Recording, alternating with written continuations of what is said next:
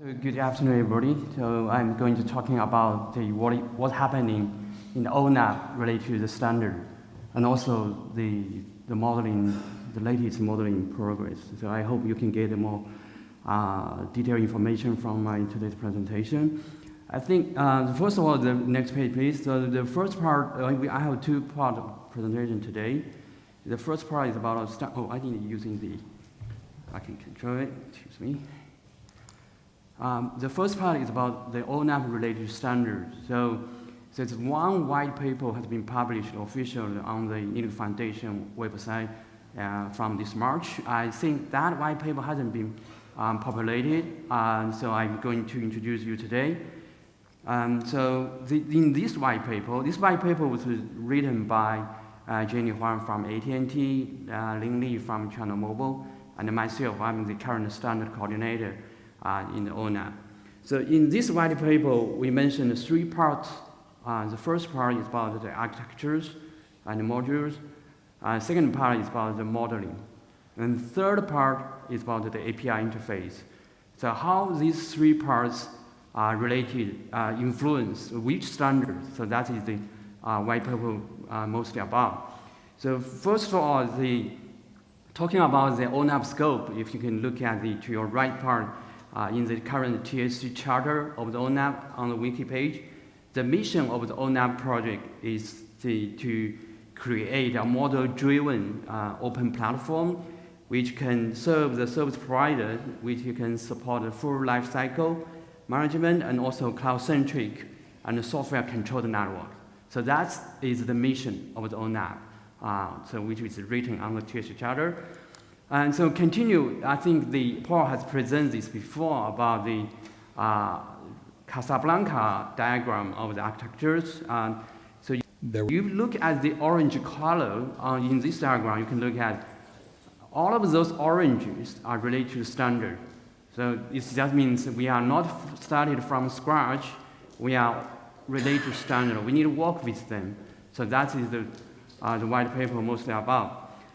So if you go into the details of each module, you can look at the open platform, the modules of the ONAP. In this white paper, they list everything about, for example, I'll give one example.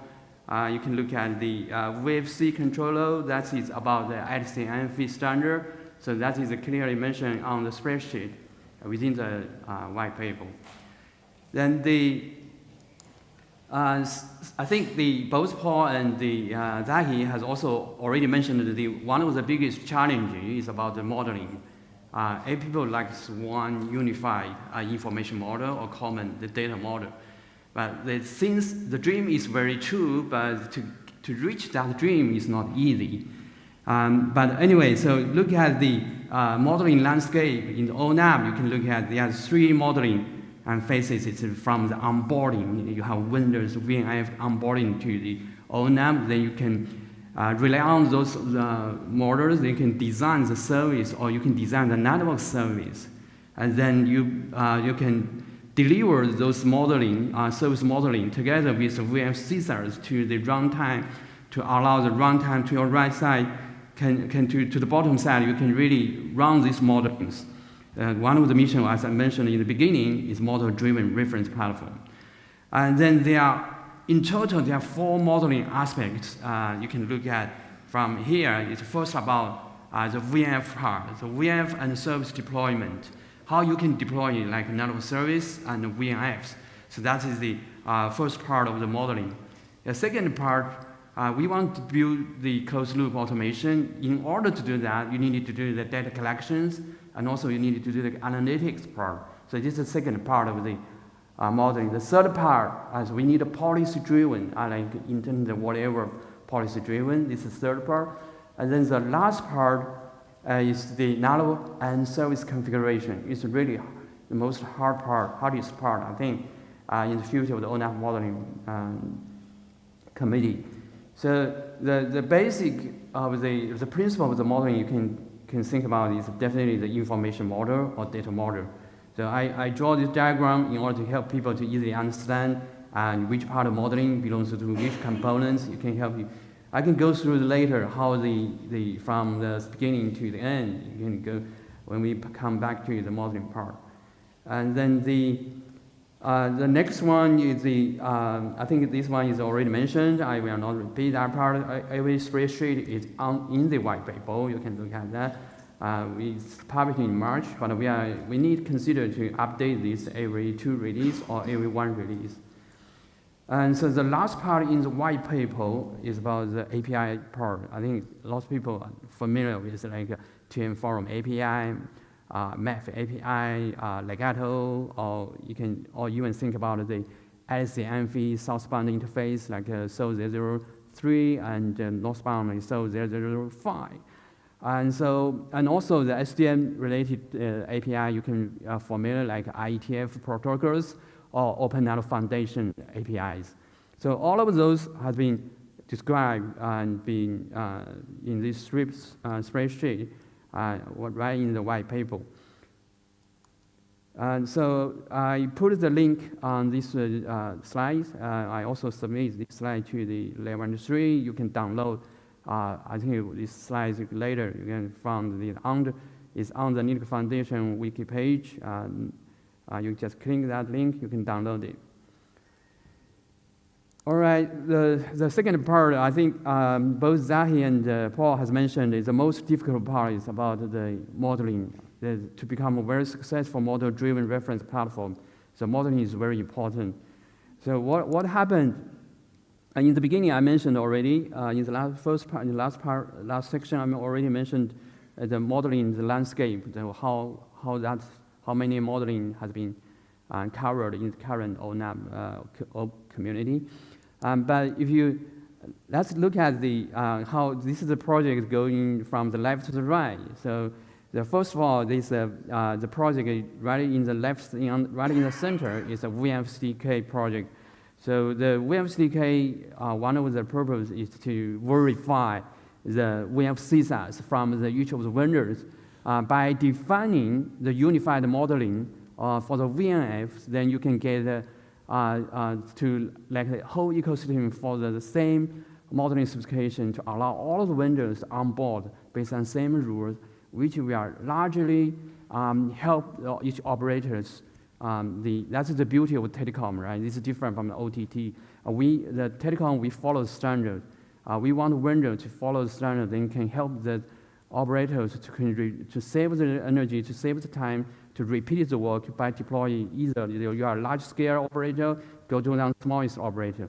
So onboarding today is very important. So VMSDK is doing that part. So so that's the CSAR file from each VNF vendor. Then so ONAP already has 3 releases, but back in the first release, you can look at it here. So there are the 2 colors right in the center. So one color from the OpenO and the other color from the ECOM in the green color. So both of them onboarding the different VNF based on different modeling specifications. And then those CSAR files will be delivered to the service design. The SDC will design that based on the ECOM service design tools. Then they build the service template based on ECOM. Then when they back to the runtime OpenO ANFI orchestrator, they need a one-time translation, or they can do the directly from the artifact of the SDC pass to the ANFI orchestrator. Then based on that, then the VNF runtime can be deployed by the resource deployment or even the service deployment in the runtime. So they look at the bottom of this diagram, you can look at both different CSAR file will be uploaded and be verified by the SDC verification, then sent to the use case, and they can do the use case verification by the SDC and the VFC later. So this is totally from the onboarding, design, and the deployment of the ONAP release in the ONAP release 1. Then what happening in the release 2? So because it's not easy. I think I heard a previous presentation about it. It's really hard to change something for the code because you have legacy implementation. You influence all of the components around you, right? So in that case, still we are keeping the 2 models for the ONAP from the design to the runtime. It's the same you can look at here. So today we support Tosca CSR file. We can also support heat-based VM templates. And those CSR files will be delivered to the runtime, and different orchestrator, service orchestrator, or Amphi orchestrator will do the runtime deployment based on the service design from the SDC. So this is what happening in the ONAP release 2 and in the Beijing's release. But continue to the release 3, you can look at this, the pictures. It doesn't change anything because we haven't changed anything for the modeling from release 2 to the release 3. So, so the challenge you can see from these no changes, right? If you change something, you influence a lot. But in order to support both of them, we definitely support both standard-based solution, and we can also support econ-based CSR files for the ONAP deployment. So people are asking, are you going to continue with 2 in parallel modeling in the future for the long time running? The answer is not. We are considering to have a unified model. This is still our modeling subcommittee are working together. So we made one of the conclusion in our TC meeting. This is I copied from the consensus of the page from during our TC meeting. So if you look at the first thing is 3 bullets, quite easy. And so the first thing you need to understand, so ONAP is going to distinguish the onboarding and the internal model. So we are going to have a unified internal data model for the ONAP, but we allow the multiple choice for the onboarding stage. Either you are coming from any organization, any like you can base on the YAML, you can base on Helm, you can base on the Yang, based on Heat, based on Tosca. So these are all like onboarding stage with the modeling. ONAP can support all of them, but once you come into the ONAP internally, you get just one internal unified data model. So this is the consensus we have been made. Based on that, you can see, but still from the last page of release 3, there's still we have in parallel 2 diagrams with the 2 data modeling coexisting. So, but in release 4, this is we are planning, and you can look at these 4 bullets here. So we are going to build the collaborative way efforts to build a combined ONAP internal data model. So that's the plan for the modeling subcommittee. It's the big plan. We are working together. And you can see lots of membership already in the ONAP. So we are also inviting you sitting here, everybody to join us to build for the future of the ONAP together. And so there are some of the conditions you can look at here. Is like, for example, the third bullet is also very important for you to understand. So they are going to provide the capability to map or preserve or even make accessible to each of the runtime components to support the onboarded VM package within the ONAP. So what does this sentence mean? So this sentence means once you have the Windows onboarded VM CSR file, that CSR file will be delivered to the runtime component to allow the VM manager, to allow the Amphi orchestrator to use them without changes. So that will keep the compatibility of each of different vendors, because they can still using their CSR file for the deployment. So I think this is a very important bullet to allow the ONAP become more successful in the future, because this gives them more chance to allow the more windows to join the ONAP, to onboard it into the ONAP. And the last point is specifically for the SCMP standard of SO 0001 is that we are including definitely about the standard-based CSR file VM template to be the onboarding options. So that's the last suggestion for our release 4 in the Dublin release of the ONAP. All right, so there are other informations. I put also link over here. Once you download the slides, you can click the link. You can go to the modeling subcommittee, and you can also have agenda and a meeting. So there are more than five subcommittee meetings for the ONAP modeling subcommittee. We have resource modeling committee. We have the service modeling design. We all make calls. We also have the data modeling call. And we also have like proprietary designing tools for the information model design of the core. So there are many cores I mentioned, and unfortunately, if you are living in Europe, that's the best place to attend the visual core because they are always running in the early of the West Coast, also late night of China. And so we are from next week, we are going to start our ONAP Release 4 modeling workspace. You can come to, we are going to start to discuss what is the requirements, what is the target, or even what is the final goal with the ONAP for the Release 4. So this is all about the ONAP modeling subcommittee, what we are doing today. And we are very honored to share with you here. We also invite you to join our meeting call and join our community. It's free of charge. So that's all. Thank you.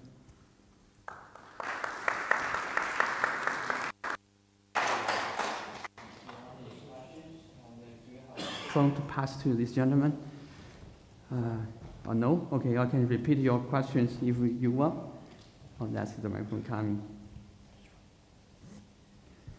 Thank you, great presentation. One question about modeling, which refers to OPNFV dovetail Right. and SDK.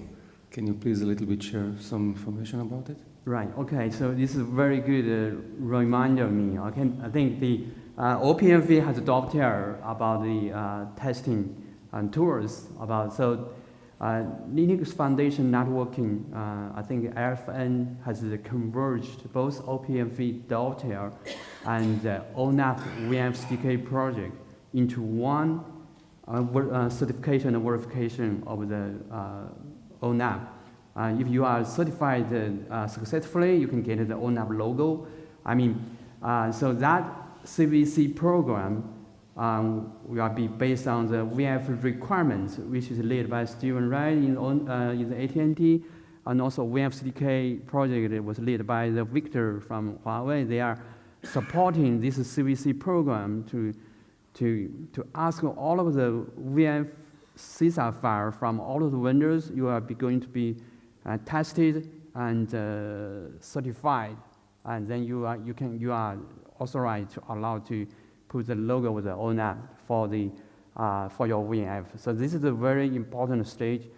We are not doing that just over the night for the full certification, like 200 pages, but we are doing that step by step. So I think in my recollections, for the first stage, we have the 12 requirements has been specified, and I think most vendors, as far as I know, they already has going through those requirements, and they can join in this November or December, early December or November to certify, to consider how to certify your VFs to qualify for the ONAP.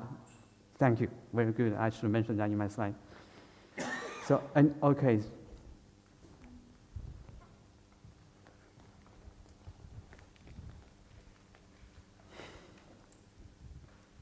First of all, thank you very much for the presentation. I had a question about the alignment with ETSI data models. I think you showed the SOL 1 for the onboarding of the VNF descriptor. Question is about the other interfaces like SOL 3 from the service orchestrator to the application manager. Is there also a plan to align to that in perhaps release 4 or beyond? Right, so your question goes to API interface other than modeling, but anyway, I can answer that. I think so there 3 was specified by the LCNFI, is between the interface between the VF manager and also NFI orchestrator. So there's 3. Currently, I saw there are 2 proposals in the ONAP. One is a southbound interface of the NFI orchestrator, that is the VFC project. And so the other possible option will be from the service orchestrator down to directly to the Windows VF manager. That's the second option for some of use cases. So these 2 options. I saw that both projects are claiming they are going to support. So there are 3. So that's as far as I understand. But if you look at the code with both with southbound interface with a service illustrator and also NV illustrator. So you have to go into the driver and look at the code of that part. Unfortunately, I haven't looked at that part. I'm not 100%, but I heard they are going to support that. But whether the code is there or not, I cannot answer it. All right, thank you. So is there any last question? Thank you for the presentation. Kubernetes is being referenced as a de facto standard for containers and has its own model for life cycles. So I guess the question is, will ONAP attempt to integrate Kubernetes or will compete Kubernetes? How will it be handled? Right, so a very good question. So, okay, so I see one of the discussion happened in the multi-WIM project regarding the Kubernetes support. So there are two options, right? One is you can deploy either through the native Kubernetes native interface, or the other is go through the Helm to deploy it through the Kubernetes. So, but for talking about the Kubernetes-based WIM descriptors, I mean the YAML-based WIM descriptors, you have also two options. Either you are going through the Kubernetes native YAML-based Kubernetes WIM descriptor, or you can go through the Helm-based another Helm chart for the WIM descriptor. For today's multi-cloud, I think the Xinhui should be here. She is the PTL. She was the PTL of the multi-WIM. In her project discussion, I saw the conclusion today is they are using the artifact in the VM CSA file. In the CSA file, they have the artifact include both. You can do the YAML-based Kubernetes VM descriptors for the Kubernetes. You can include also Helm chart for the VM descriptors. But in the root directory, you are still using VM descriptor for the virtual machine. So there are multiple artifacts you can put into the CSA file. Then once you deliver to this CSA file to the deployment stage, then multi-cloud will decide, okay, I'm going to call the Kubernetes driver, I'm going to call the Helm. Those descriptors will automatically be delivered to the Kubernetes for deployment. But quite recently, another Tiger team has been built up. They are talking about Tosca task force about this kind of problem, but I haven't seen any output from them. But it's still under their discussion. So this community work could be multiple options, but as far as I see, it's an artifact solution for Kubernetes. Thank you. I think I should not consume too much time. Do I still have time? All right. I think it's good to switch. All right. Okay, thank you. Yeah, thank you. All right, so thank you, everybody, and welcome to join modeling subcommittee.